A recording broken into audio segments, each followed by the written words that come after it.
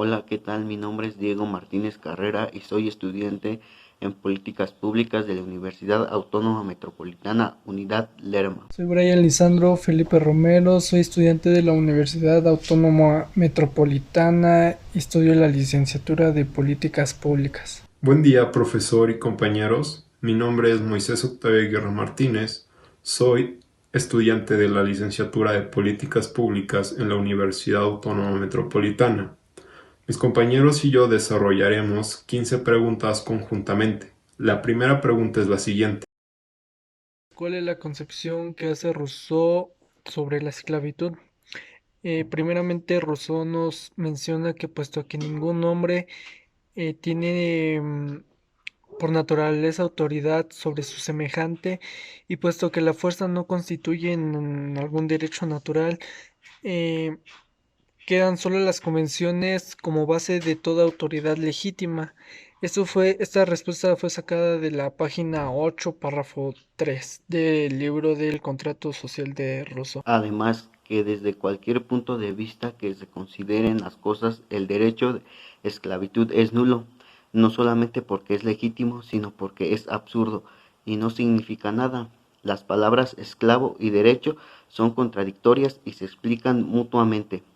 Por último, el hombre pierde su libertad natural y el derecho limitado a todo cuanto desea y puede alcanzar, ganando en cambio la libertad civil y la propiedad de lo que posee. La respuesta está basada en la página 19, párrafo tercero del contrato social. De esta pregunta hay diversas, infinidad de películas sobre la esclavitud, pero son más enfocadas al antiguo Egipto, en donde no había una libertad civil como tal. De cierta manera también en algunas canciones vemos mensajes como tipos subliminales de la esclavitud. Describe la idea de virtud y fortuna de Maquiavelo.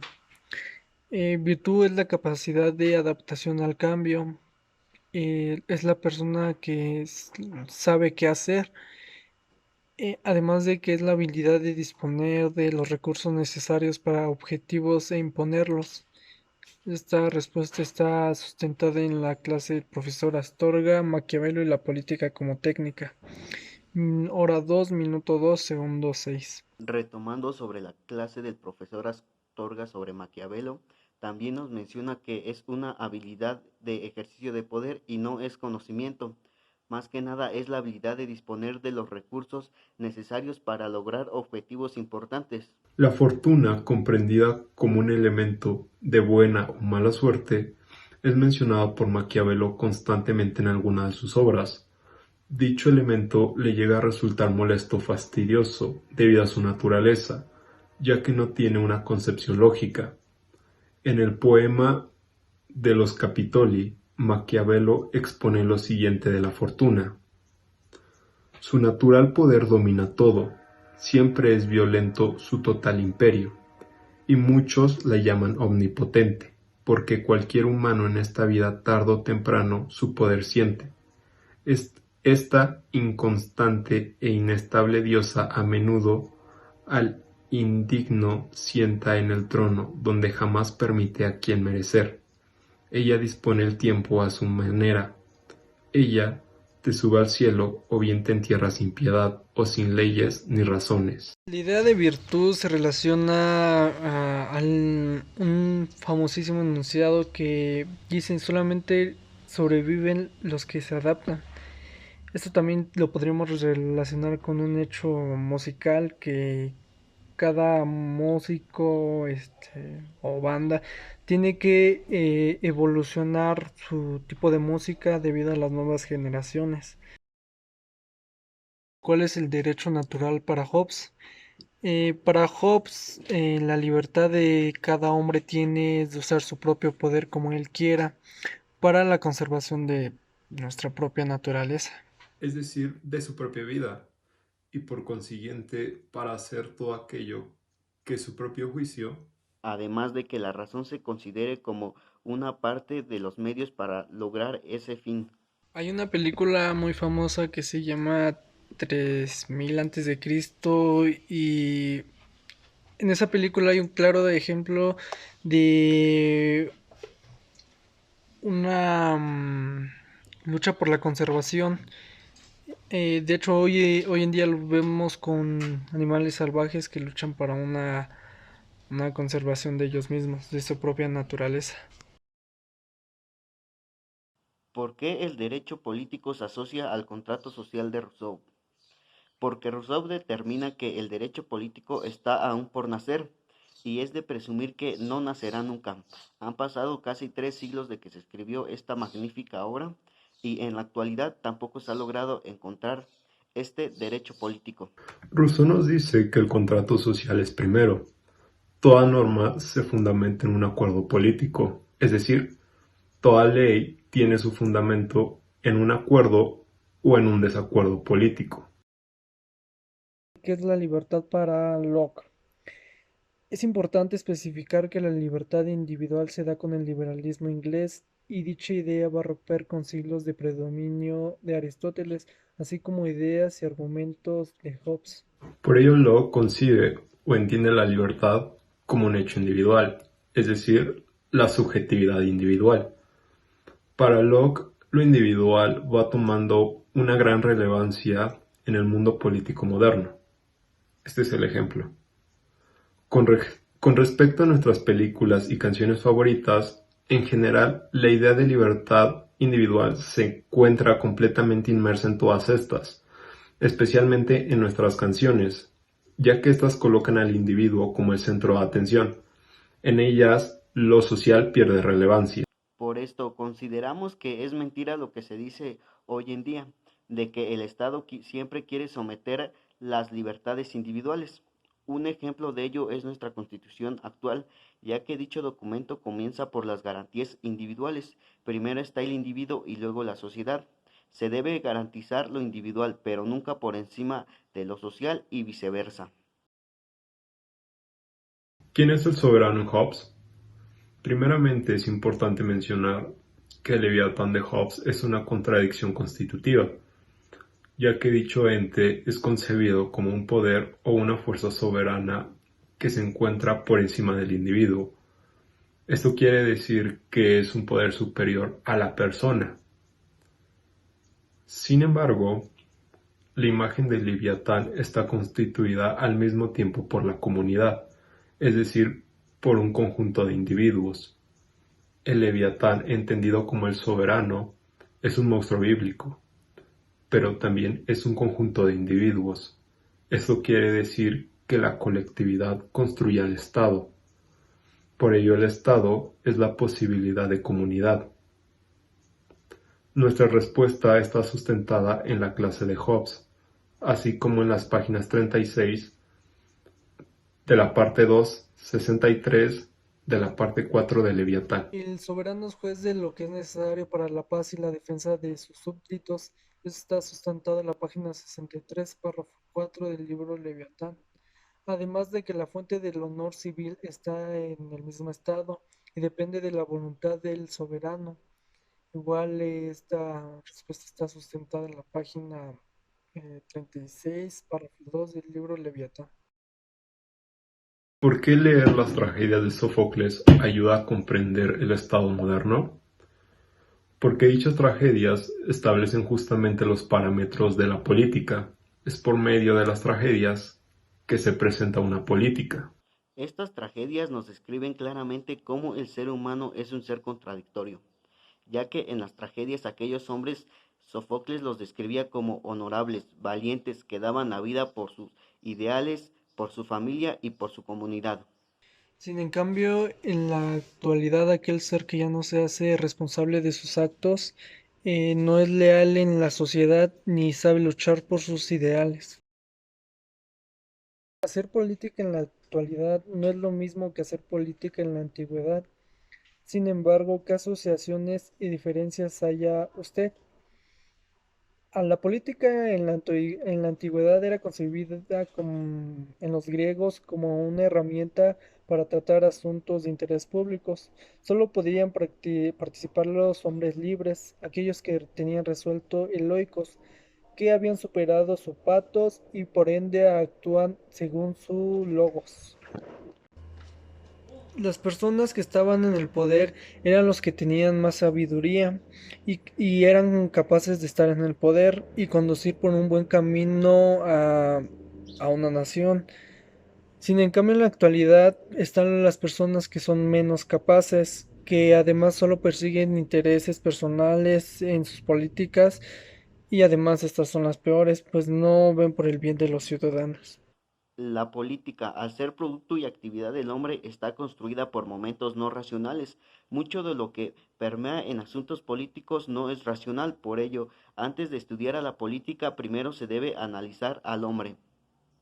Aquellos hombres en la antigüedad eran las personas más leales, quienes a base de su conocimiento creaban las mejores políticas con el fin de beneficiar a sus ciudadanos. Tanto en la antigüedad como en la actualidad, la política sigue siendo un medio para poder mejorar o empeorar las cosas. Es por medio de la acción política que se pueden lograr alcanzar cambios que beneficien a la sociedad, lo cual es lo idóneo.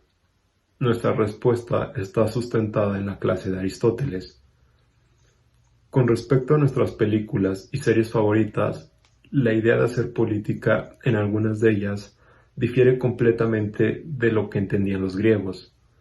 En virtud de ello, creemos que el nuevo entendimiento de que cualquiera puede hacer política es erróneo, ya que para discutir asuntos de interés público de forma responsable, un individuo debe de desempeñarse de la manera más racional posible.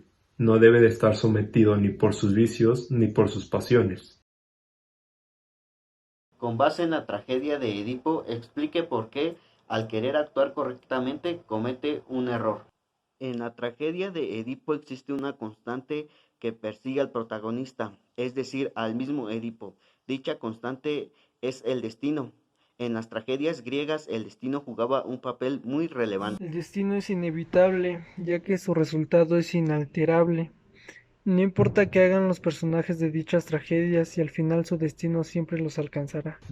Por ello, cuando Edipo cree actuar correctamente al alejarse de su destino, en realidad se acerca cada vez más a él. En la actualidad, y con base en alguna de nuestras series y películas favoritas, el destino ya no es una constante en nuestras vidas. Nosotros como individuos tenemos la posibilidad de mejorar o empeorar las cosas con nuestras acciones. ¿Cuál es el límite que supera a Kant de Rousseau? Lo supera en la manera en que Kant afirma que cada persona tiene una moral, donde el individuo toma decisiones que serán determinantes por su propia voluntad. Así pues, mientras que en el contrato social de Rousseau no se puede absorber la subjetividad individual, porque se estaría atentando en contra de la voluntad o elección de cada individuo, prácticamente Kant formula una moral que sea universal con leyes universales, pero también que éstas estén en práctica y así poder mejorar las comunidades. Esta respuesta es sacada de la clase del profesor Astorga, Kant y sus aportes a la idea del Estado. ¿En qué sentido Hegel supera a Kant?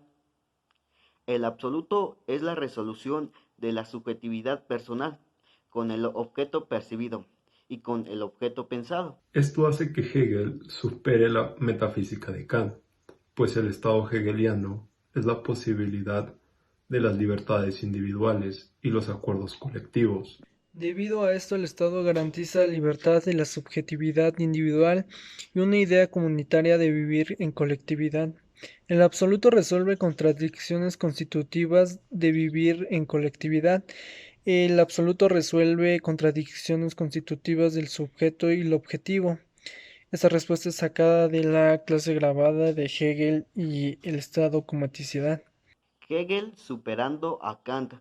Como ejemplo, en la actualidad se pone claramente que gracias al capitalismo nos han saturado de muchas imágenes para consumir y nuestras mentes no son capaces de digerirlas y solo actuamos bajo impulsos y pasiones.